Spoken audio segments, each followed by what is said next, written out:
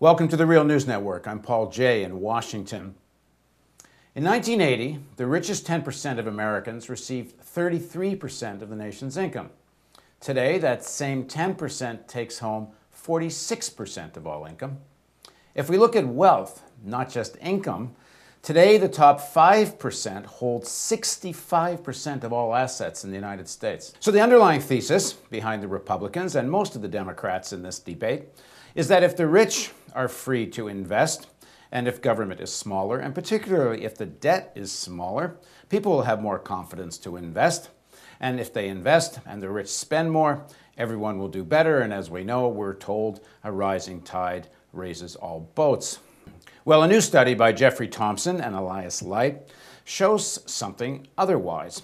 In other words, the better the higher end did, the top 10 percentile, and even more so the top 1 percentile, actually the worse was everyone else's standard of living.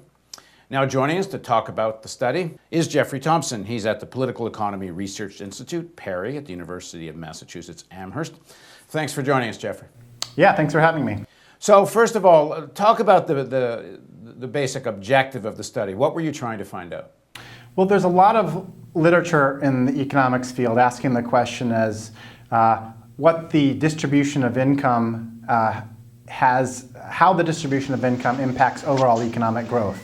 So as you stated in your intro, a basic economic theory finding is that the larger the return that rich people or investors are able to take home, the more they will invest, leading to greater economic growth. And there is a big empirical literature trying to explore whether or not this actually happens. And it's a very mixed literature. Some studies find that there is no impact at all in terms of rising shares of income held by rich households on economic growth. Some find the relationship is positive, leading to more growth. Some find it's a negative, so that it actually diminishes growth. But when we look at this debate, and we also connect it to the broader debates in the public eye, people don't so much care about economic growth per se, but they care about standards of living. So we extended that previous literature to a new question. What is the impact of rising inequality at the top end of the distribution on the standard of living of your typical family or your family at the bottom of the income distribution? So what did you find? We found that, in fact, the relationship is negative. So the higher the top share goes, when the top 10% increase their share of income from 30% to 46%, like you mentioned, we found that the impact on middle income household incomes falls, and the impact on the household incomes of families toward the bottom of the distribution also falls.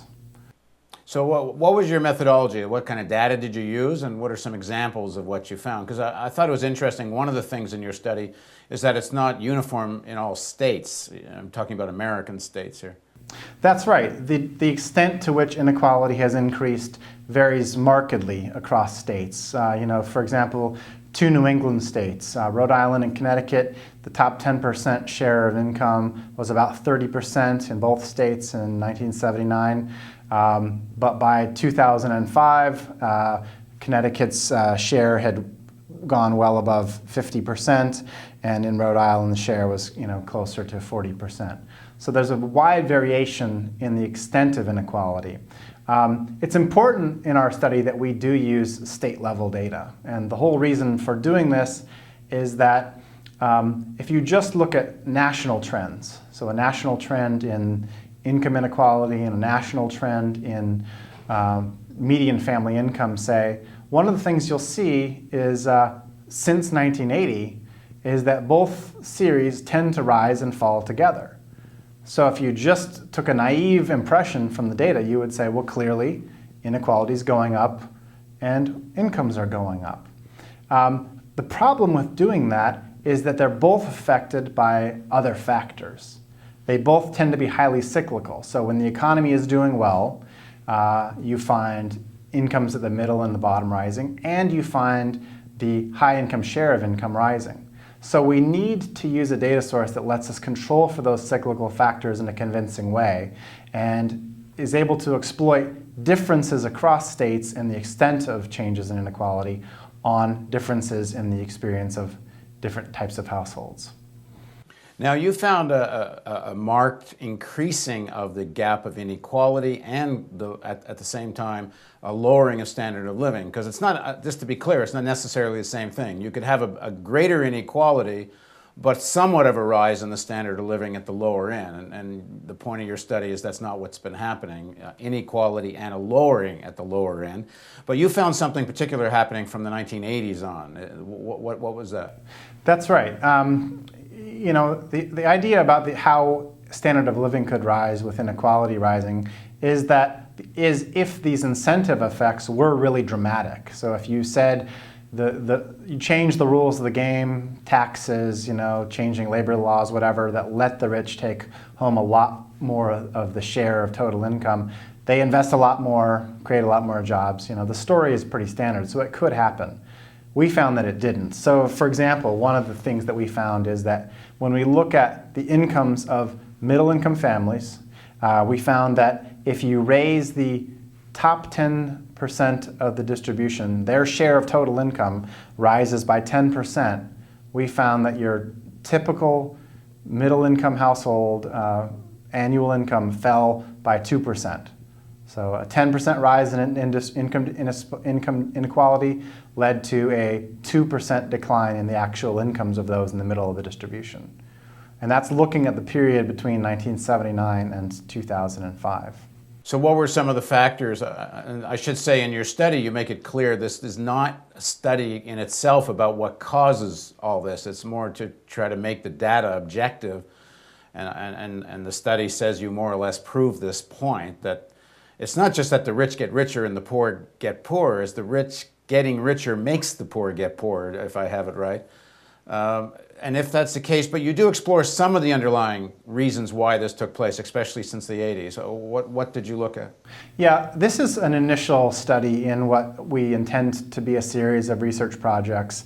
You know, stage one is this study, which essentially establishes the existence of this relationship. But there are a number of possible explanations that could explain what's going on. And some of them could be the actual effect of rising inequality. And what does that look like? Well, the rich households tend to behave differently in a number of ways. They have so much disposable income, they tend to use it to do foreign travel, they buy imported goods to a greater extent, and they save more, which sometimes can be thought of as translating into more investment, but investment is a global phenomenon. You know, when investors buy stocks and bonds, they can buy international bonds, they can buy the stocks of international corporations. So additional investment doesn't necessarily translate into localized economic. And in fact, a lot of investment now is pushing into what they're calling emerging markets. That's right. So your neighborhood rich guy, you know, increasing his savings doesn't necessarily mean that the local firms will have easier access to capital in any meaningful way. I think one of the things you point out I thought was interesting in the study is that you're talking about standard of living, and that's not just income. One of the examples you give is the wealthier people get, the more likely they are, for example, to put their kids in private schools, which means they're less interested in the public school system. Yeah, and that whole idea, I think, is nicely phrased by Robert Reich's term, the secession of the successful.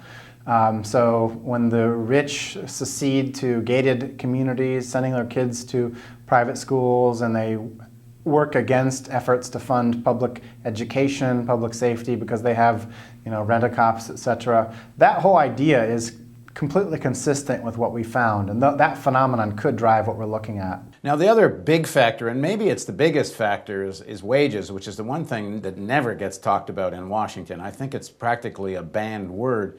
But if I own a business, the fundamental way I make more money, other than trying to gain market share, and I guess that's sort of an ongoing fight, but is the lower wages that I have to pay to make my product. And if that works for one business, it works throughout the society. So I mean, how significant at this point do you think that is in this not just increasing inequality, but lowering of the standard of living? I think that's a very important factor. I mean, at this point in the research project, we haven't parceled out assignment of the portion of responsibility of different factors, but we suspect that the influence on wages is an important part of the puzzle.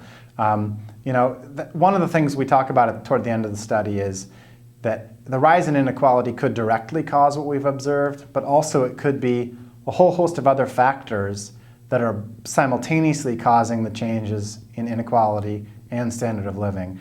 And among those factors are the things that we think about driving wages. So the declining share of the workforce represented by unions, the declining value of the minimum wage, increased globalization, things like that. So there's a whole set of institutions that are simultaneously weakening the bargaining position of workers, feeding more of the share of income to higher income households, and driving down income and wages. All right, so just to sum up, so that your fundamental point that you think you've proven here, it's not just that the rich getting richer does not raise all boats. The rich getting richer actually sinks some boats or actually lowers the level of some boats. That's right. Thanks for joining us, Jeffrey. Thanks for having me. And thank you for joining us on the Real News Network.